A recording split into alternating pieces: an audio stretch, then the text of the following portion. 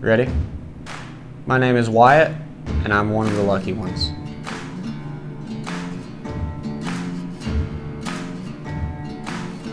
My dad is definitely someone in my life that I was lucky to have and to be a part of my life and to look up to.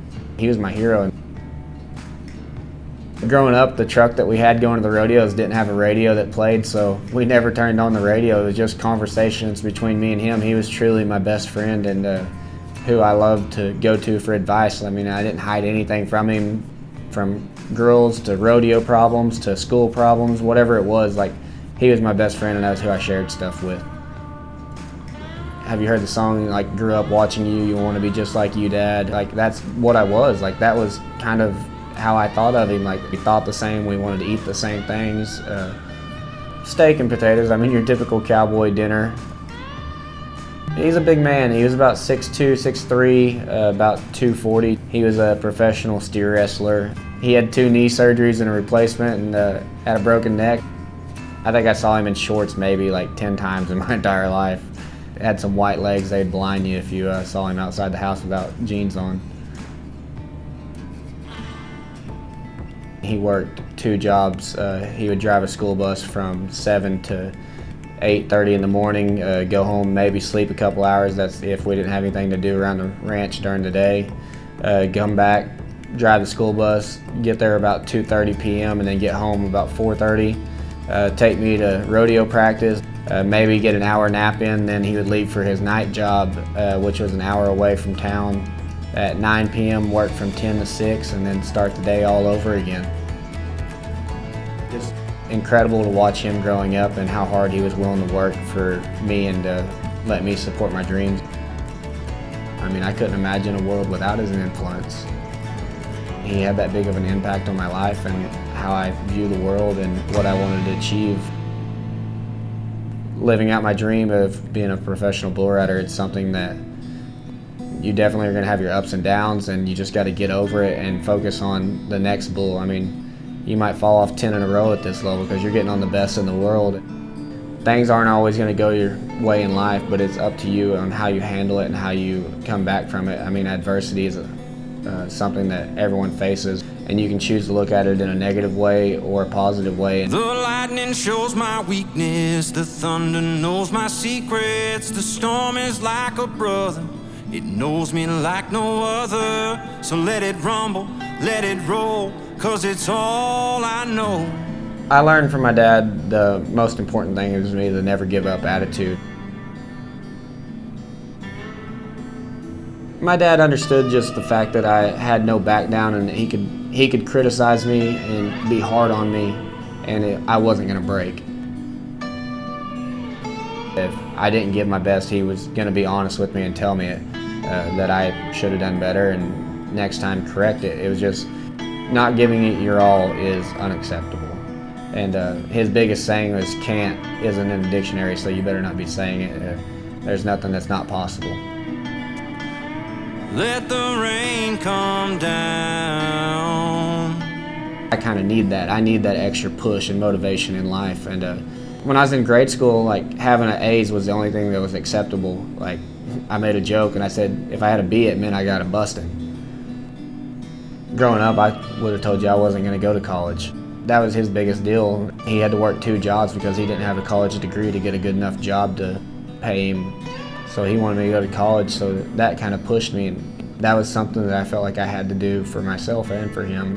So I ended up going to school for 7 years at Southeastern Oklahoma State.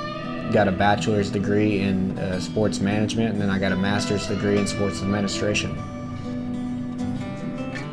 No matter where I was or what he was doing, every night at pretty much 9 p.m. on the dot, he would say, "Love you, champ, good night."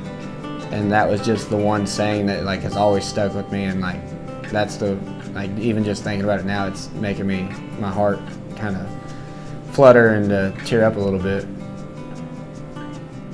I was a 17-year-old junior in high school when I lost my dad, so I had to grow up early.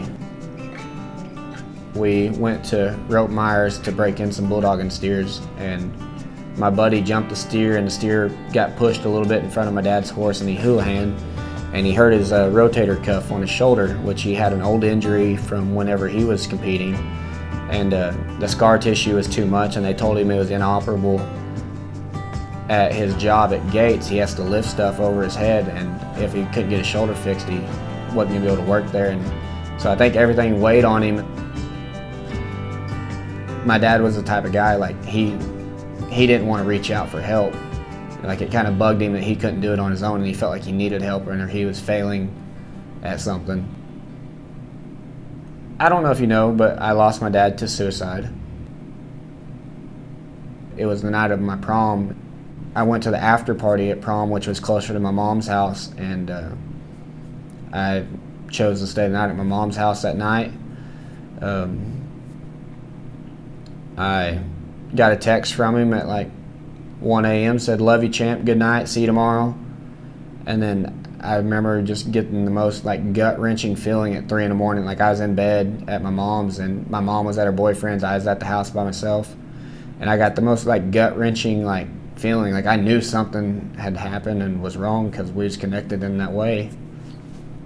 And next thing I know, my mom's waking me up at 6 in the morning crying, and like, I couldn't even fathom that I'd lost my dad at this point. And she said it, and I didn't believe her. And so I got up, got dressed, probably drove 100 miles an hour from her house to my house. And when I got there, there was crime scene tape and stuff already everywhere. At that moment, I knew that he was going to be with me in my heart forever, and I just had to accept that, and life was going to go on.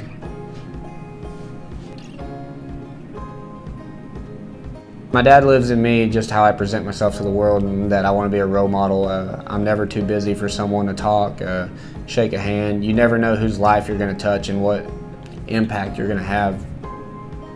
Maybe they're struggling and have a bad day, and they just need that one person to give them some kindness. You can be a role model to someone else and be like, you can be their rock without even knowing it. Don't be afraid to reach out, and they might dislike you in the moment, but if you can tell that they're struggling and you can say something to stop it, just don't be afraid, and it's worth the risk if you can save a life. So that's kind of who I strive to be. I want him to be proud of me. Like, I hope that he would. And, I mean, everyone's made mistakes, and I know that I've made mistakes, so it struggles with me that he's up there and he might be disappointed in me, but I know at the end of the day that he doesn't want me to give up, and he's going to push me to do better and just keep striving to be great.